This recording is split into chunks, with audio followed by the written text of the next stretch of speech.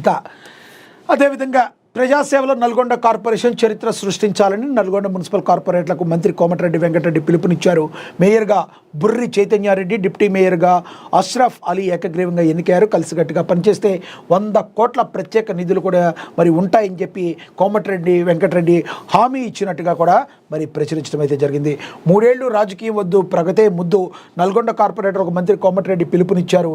Nalgonda municipal corporation అభివృద్ధి పథంలో దూసుకుపోవాలని కొత్తగా ఎన్నికైన కార్పొరేటర్లు రాబోయే 3 ఏళ్ల పాటు రాజకీయాలను పక్కన పెట్టి కేవలం నగరాభివృద్ధిపైనే దృష్టి సారించాలని రాష్ట్ర రోడ్లు, భవనాలు, సినిమాటోగ్రఫీ శాఖ మంత్రి కోమటిరెడ్డి వెంకటరెడ్డి సూచించారు. సోమవారం నల్గొండ మేయర్ కార్యాలయంలో జరిగిన మేయర్, డిప్యూటీ మేయర్, కార్పొరేటర్ల ప్రమాణ స్వీకార కార్యక్రమానికి ఆయన ముఖ్య అతిథిగా ఇచ్చేశారు.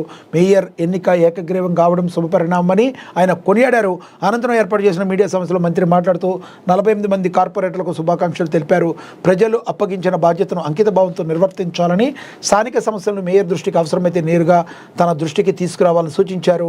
నగరంలో శానిటేషన్ వ్యవస్థపై మంత్రి అసహనాన్ని వ్యక్తం చేశారు. తక్షణమే పారిశుద్ధ్య పనులు మెరుగుపరచాలని అధికారులకు ఆదేశించారు. మీరందరూ కూడా రాజకీయాలన్నీ కూడా పక్కన పెట్టండి, కేవలం నగరాభివృద్ధిపైనే దృష్టి పెట్టండి అని చెప్పి కోమటిరెడ్డి వెంకటరెడ్డి పిలుపునిచ్చారు.